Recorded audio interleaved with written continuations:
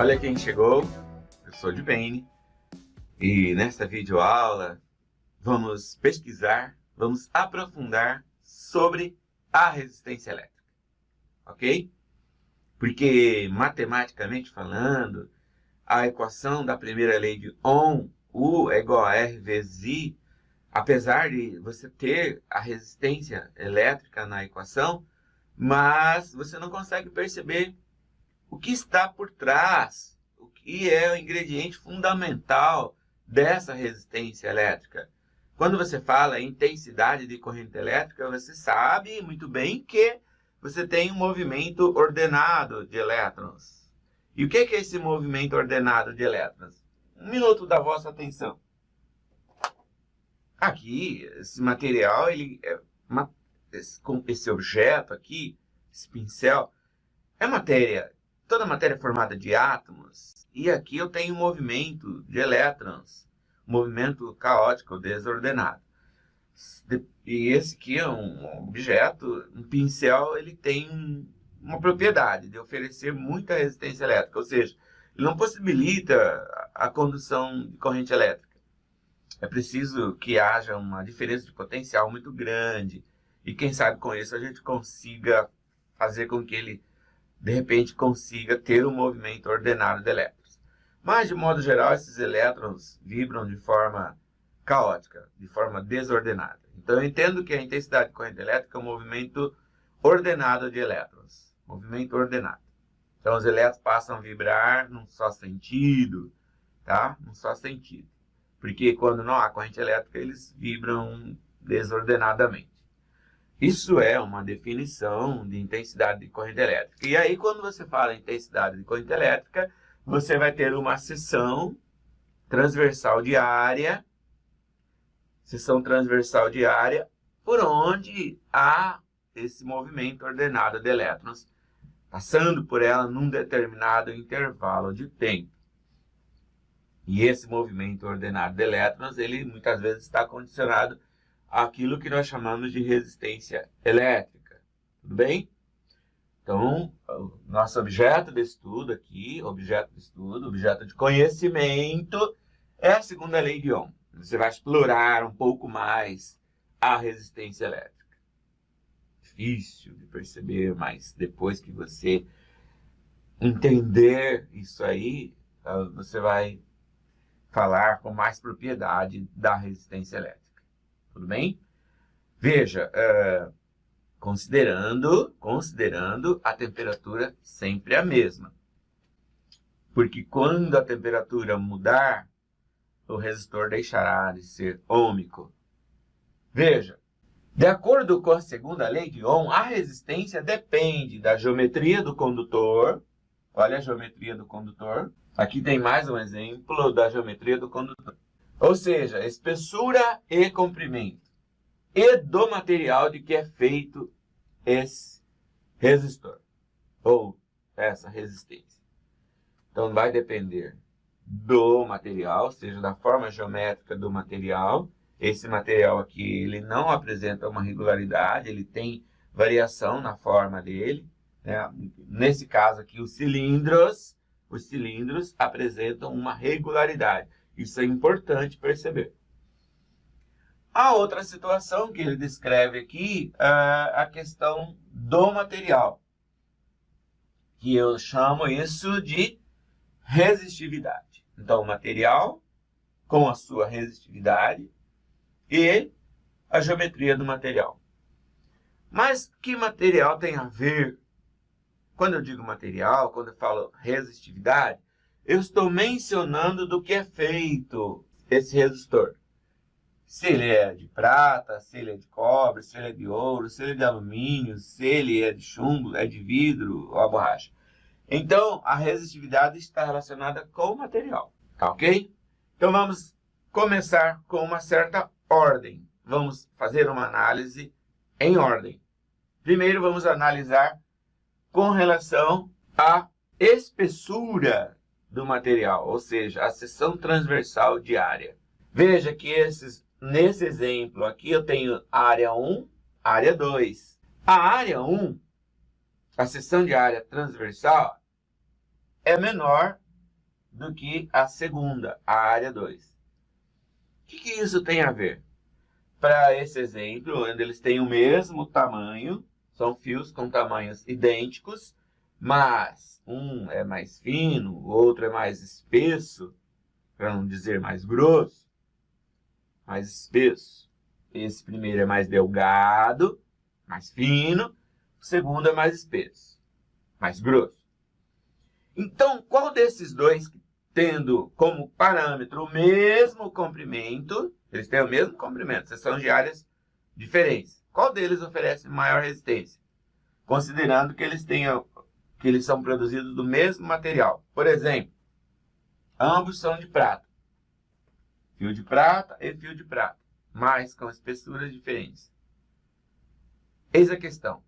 Imagine que esse ambiente onde eu estou tem apenas uma porta e tenha 20 pessoas aqui. Caso eu tenha que retirar essas 20 pessoas por essa porta, no intervalo de tempo de 10 segundos, vai causar bastante dificuldade para essas pessoas saírem desta sala. Tem uma única porta, um intervalo de tempo muito pequeno, ou seja, nessas condições vai ser muito complicado, vai ser um pânico geral, né? Difícil de observar, dói só de pensar. Agora, e se nesse mesmo ambiente que estou, tivéssemos duas portas de iguais tamanho e o mesmo intervalo de tempo? As pessoas teriam duas possibilidades para sair do ambiente, consequentemente, menor pânico, seria mais fácil. Então, o que eu quis mostrar aqui com esse exemplo é, se eu tenho dois fios com espessuras diferentes, aquele que proporciona menor resistência é o que tem maior seção de área. Então, o fio 2, aqui tem maior área transversal, vai apresentar menor resistência. O fio 1, por ser mais delgado, apresentará maior resistência. Então, com isso, você percebe uma coisa. A resistência ela é inversamente proporcional à área. A resistência é inversamente proporcional à área. Área grande, seção de área muito grande, vai imprimir pequena resistência. Vai fazer com que a resistência seja bem pequena, de valor bem discreto. Se a área for pequena, como ela é inversamente proporcional à resistência, aí vai produzir, vai impactar na resistência. Então, atenção, resistência e área são inversamente proporcionais. É entendido isso? E depois nós vamos colocar isso numa fórmula, mas você já vai se preocupando. Mentaliza isso. Resistência e área são inversamente proporcionais. Bom, esse foi o primeiro exemplo. O fino e o grosso. Vamos agora analisar um outro item. Eles têm a mesma área, o mesmo material, por exemplo, a prata. Eles têm a mesma seção transversal de área, mesmo diâmetro. E aí, quando eu falo área, eu tenho que pensar matematicamente, quase nem sai, né, gente? Matematicamente, a área tem uma relação com o diâmetro. A área tem uma relação com o raio. E é um setor circular, isso aqui, a área é igual a πr ao quadrado, né? Π vezes o raio ao quadrado. Então, aí já é uma matemática que você tem que ficar atento. Eu fico até com um tique nervoso quando falo nisso, porque as relações matemáticas se impactam muito no desenvolvimento dos conceitos e das resoluções dos problemas. Então, é preciso caminhar, pare e passo. Né? Dói só de imaginar. Show, moçadinha? Então tá. Veja bem, mesma seção transversal de área. Porém, olha os comprimentos. O fio 1 tem maior comprimento que o fio 2. Eu quero propor uma viagem daqui à Lua e uma viagem daqui ao Sol. Viagem daqui até a Lua. Terra-Lua. Viagem Terra-Sol. Aí você pensa, qual dos dois, na mesma velocidade, vai gastar mais tempo? Aí você fala assim, de bem, né? Que velocidade poderia ser essa? Se fosse na velocidade do som, Terra, Sol, Terra, Lua. Para eu chegar na Lua, o intervalo de tempo será menor do que chegar no Sol. Isso usando a velocidade do som, 340 metros por segundo. No ar, né? Mas eu quero deixar claro que o som não viaja no vácuo. Né? Conhecimento de ondulatório, o som não viaja no vácuo. Mas, e se fosse na velocidade da luz? Aí a luz viaja no vácuo, porque a luz é uma onda eletromagnética. É conhecimento de ondulatório. Bem, da Terra à Lua, o intervalo de tempo não chega nem meio minuto. Da Terra ao Sol são 8 minutos. Da Terra ao Sol são 8 minutos e 16 segundos. Aí eu quero que você pesquisa. Intervalo de tempo para você chegar da Terra à Lua. Não dá nem 30 segundos. Ok? Muito bem. Então você já percebeu, moçadinha, que quanto maior for o comprimento, maior será a resistência elétrica. Então, a resistência elétrica é diretamente proporcional ao comprimento. Dois detalhes importantes: área e comprimento. Inversamente proporcional à área, diretamente proporcional ao comprimento. Isso considerando que eles são produzidos do mesmo material. Mas você pode perguntar, Dibene, tô maluco com isso? E agora, Dibene, se os materiais são diferentes, eles têm o mesmo comprimento, eles têm a mesma área, mas eles têm resistividades diferentes. Um é de prata e outro é de cobre. Aí você vai olhar a ordem de grandeza. Se eles têm a mesma ordem de grandeza, você olha esse coeficiente que fica na frente. Aquele que apresentar maior coeficiente vai ter maior resistividade. Maior resistividade, ou seja, conduz menos, tem menor condutividade. Então, aí são duas coisas. Resistividade causa dificuldade. Condutividade facilita o movimento dos elétrons. Então, cuidado com esse termo, condutividade. Conduz bem. O material que tem menor resistividade vai ter maior condutividade. Um é inverso do outro. Ok? Com isso eu fecho essa explicação. E matematicamente eu vou mostrar para vocês a equação da segunda lei de Ohm. Aqui está. A resistência é diretamente proporcional ao material. Quem tem maior condutividade vai ter maior resistência. Veja a prata e a borracha. Análise. A resistividade da prata é 1,6 vezes 10 na menos 8 ohms vezes metros. É a unidade. Ó, a gente tem que cuidar da unidade. O símbolo é essa letra grega, Rho. Tá? Rho representa a resistividade. C representa a condutividade. Como estou analisando entre a prata e a borracha, veja, a ordem de grandeza da borracha é 10 elevado a 13. É muito complicado você criar um movimento ordenado de elétrons utilizando a borracha. Ela tem altíssima resistividade, ou seja, baixíssima condutividade. Por isso ela é um isolante elétrico, tá?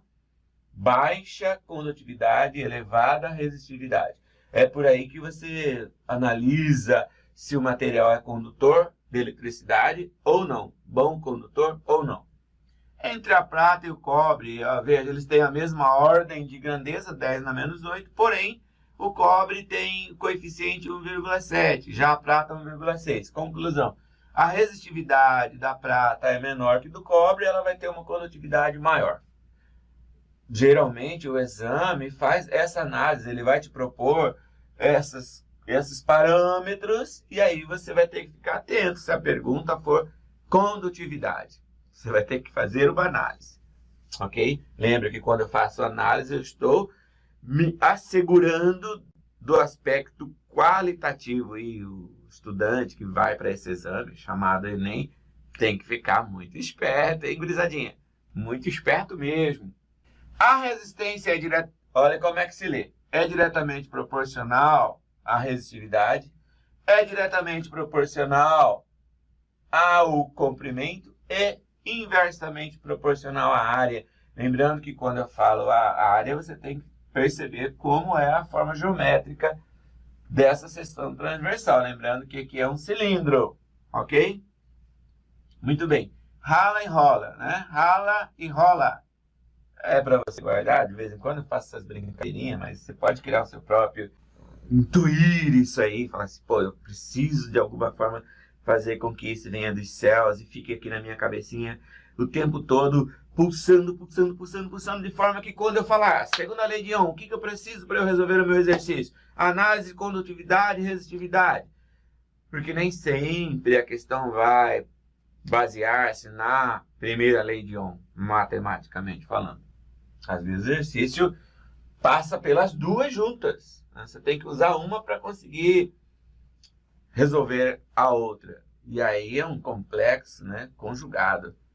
É preciso que haja maturidade. Você só vai chegar nesse nível de jogo, de game, né? Para dar game over é fácil. Mas para finalizar o jogo tem que ralar muito, hein? Rala e rola. Ok? Fechei aqui, lembrando que na segunda lei de Ohm, você tem que observar a resistência, do que ela realmente depende de 3 fatores, né? 3 elementos fundamentais. Um eu posso dizer que é a forma geométrica, outro do que o material é feito, que é esse ρ, ou melhor, essa resistividade, e comprimento e área. Maior comprimento, maior resistência. Menor área, maior resistência. Fator importante. São inversamente proporcionais. Ok, moçadinha? Então, essa é uma questão que tem a abordagem da segunda lei de Ohm.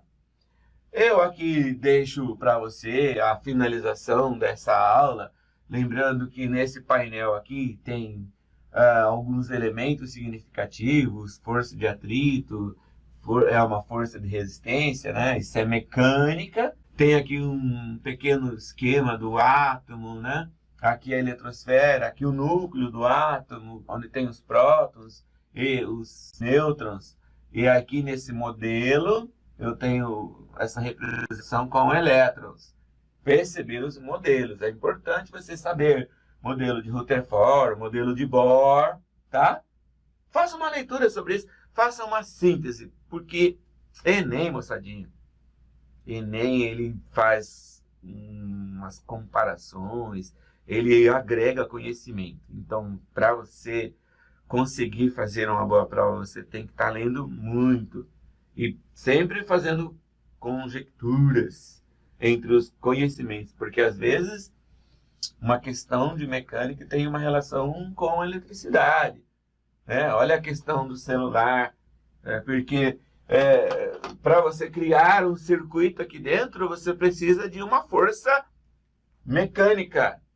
Ó, a força mecânica pressionou essa pressão. Pressão é força sobre área. E aí você demanda aqui no touchscreen um circuito elétrico.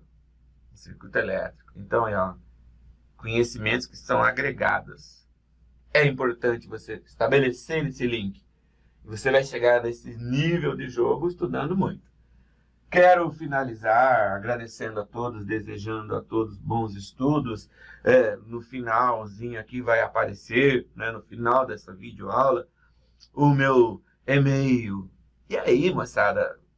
De bem, eu quero saber como é que eu faço para eu calcular no intervalo de tempo para a luz chegar aqui na Terra, sendo que ela partiu do Sol, ou que ela foi emitido um laser na Lua e ela bateu e refletiu e voltou. Como que é feito esses cálculos?